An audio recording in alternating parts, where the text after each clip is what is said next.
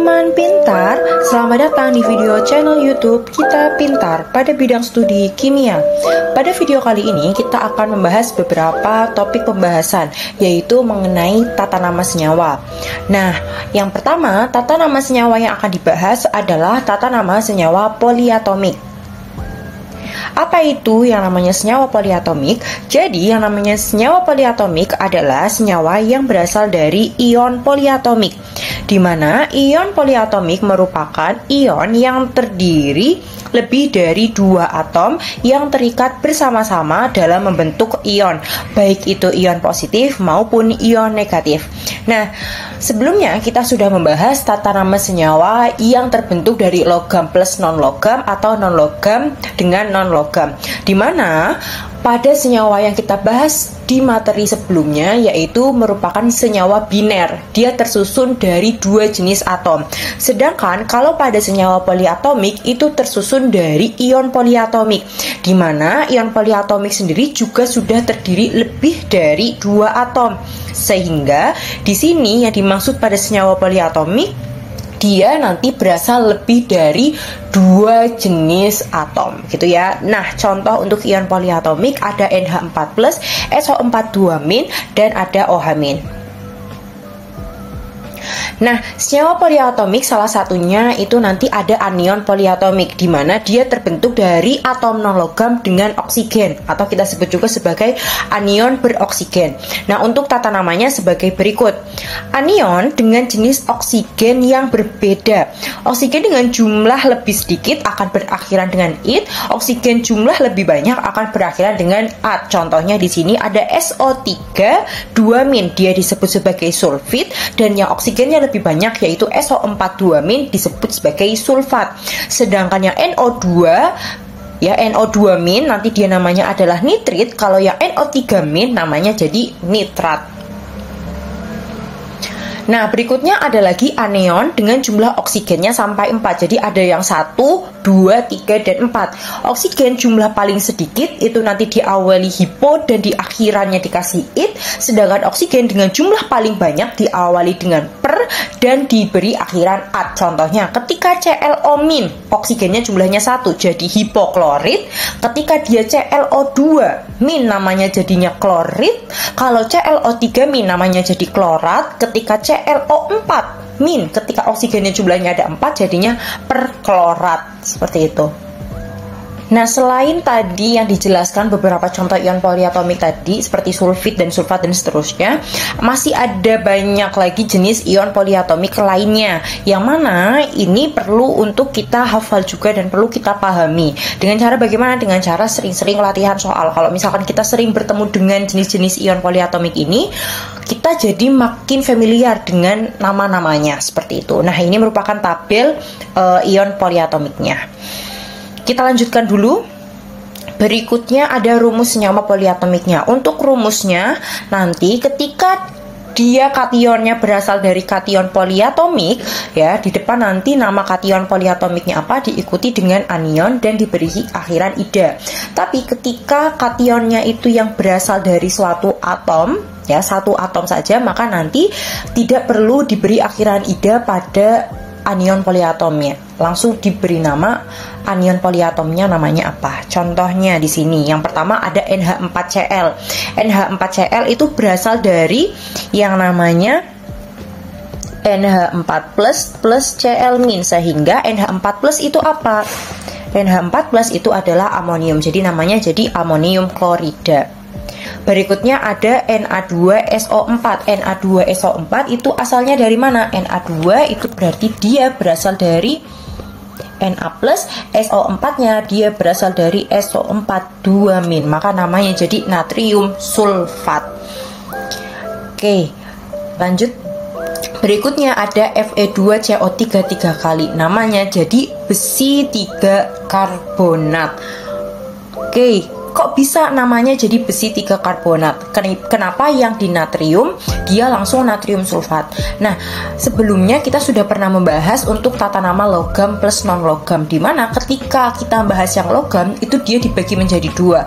Ada logam dengan bilox yang satu jenis dan ada bilox yang dia lebih dari satu jenis. Kalau yang satu jenis itu dia terdiri dari golongan 1A, 2A dan aluminium. Sedangkan besi di sini dia masuknya ke golongan transisi atau golongan B, maka dia biloxnya lebih dari satu jenis, sehingga perlu kita tuliskan biloxnya itu berapa.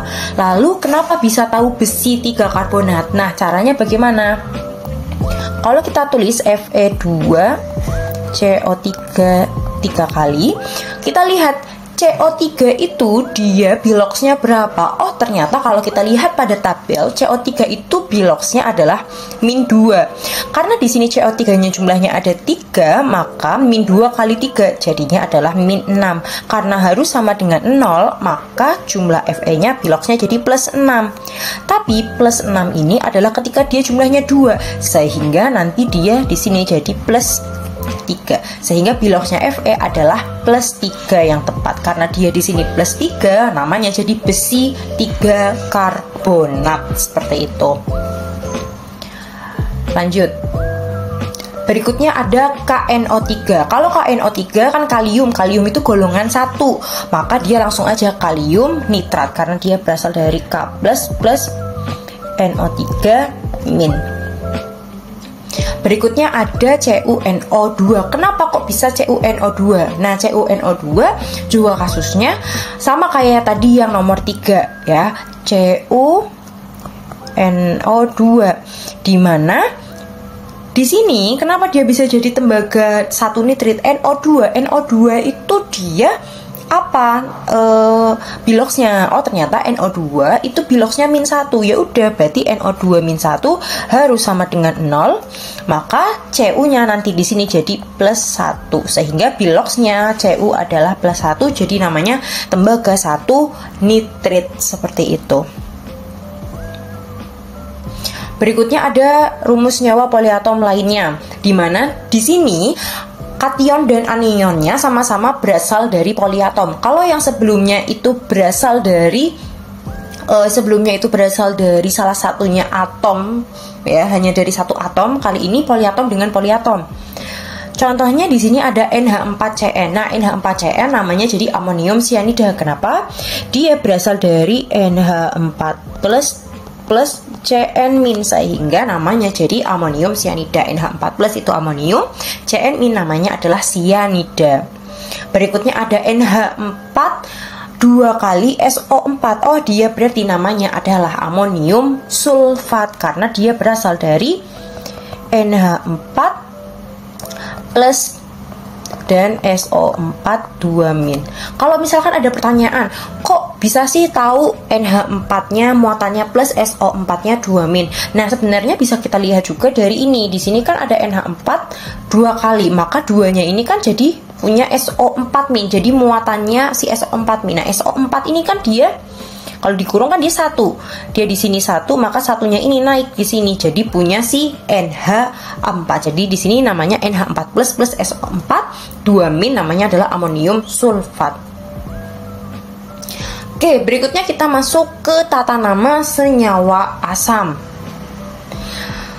Asam sendiri adalah zat yang terlarut dalam air dan terurai menghasilkan ion hidrogen, yaitu H+ dan ion negatif. Nah, sehingga yang namanya senyawa asam, ya, kationnya itu dia berupa H+. Ini berupa H+, di mana H+-nya atau ion hidrogennya nanti disebutnya sebagai asam. Nanti diikuti dengan nama anionnya. Contohnya yang pertama ada HCl. Nah, HCl itu kan berarti dia tersusun dari H plus Cl min. H plus dan Cl min, maka namanya jadi asam klorida.